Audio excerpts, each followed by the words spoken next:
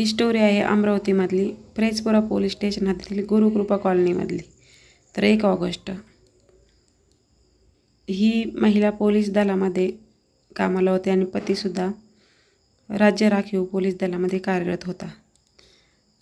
चांगले कुटुंब होते, एक मुलगा मुलगी होती, सर्व चांगलं चाललेलं होतं. तरीसुद्धा ह्या महिलेची हत्या कशी झाली तर आपण व्हिडिओमध्ये पूर्ण बघणार आहोत. त्यासाठी व्हिडिओ पूर्ण बघा.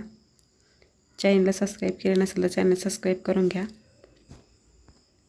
आशा घुले, वय 38, अमरावतीमध्ये प्रेसपुरा पोलीस स्टेशनमध्ये नोकरीला असते आणि तिचा पती राहुल तायडे हा राज्य राखीव कार्यालयात कार्यरत असतो. त्यांना गोंडस मुले असतात, एक मुलगा आणि एक मुलगी. सुखी प्रपंच चालू असतो आणि दोघांना पण पेमेंट वगैरे भरपूर असतं, काही टेन्शन नसतं. तरीसुद्धा पती राहुल तायडे मित्रांच्या मदतीने तिची हत्या करतो. तर का करतो आपण व्हिडिओमध्ये बघणारच आहोत. तर 4-5 वर्षापासून जो आरोपी आहे राहुल तायडे याचे बाहेर अनैतिक संबंध असतात. तर एक दिवस पती आंघोळीला जातो तर त्याचा मोबाईल बाहेरच राहतो सोफ्यावर. तर अचानक ती आशा घुले आहे ती मोबाईल बघते तर त्यामध्ये त्यांचे मेसेज वगैरे असतात. ते बघून तिच्या पायाखालची जमीनच हादरते. तिला काही करावं काही समजत नाही आणि पतीचं वागणं हे काही चेंज होत नाही. त्यांच्यामध्ये वाद चालूच राहतात. ती पोलीस स्टेशनला कंप्लेंटसुद्धा करते पतीविरुद्ध. तरीसुद्धा पती काही सुधरत नाही.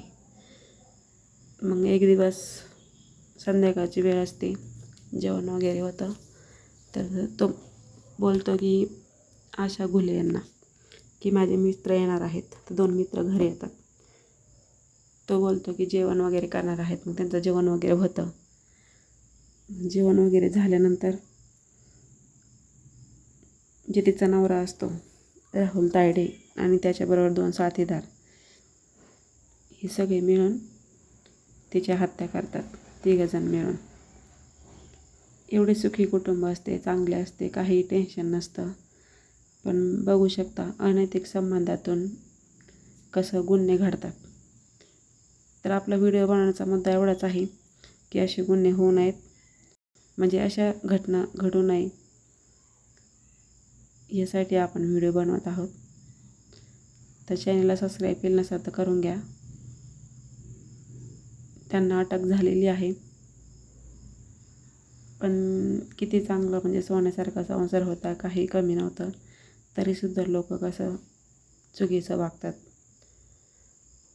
तर आपला कोणाला बदनाम करण्याचा हेतू नाही आहे. आपला हेतू एवढाच आहे असे गुन्हे घडू नये त्यासाठी आपण व्हिडिओ बनवत आहोत. तर या स्टोरीतून तुम्हाला काय शिकायला भेटलं कमेंट करून नक्की सांगा.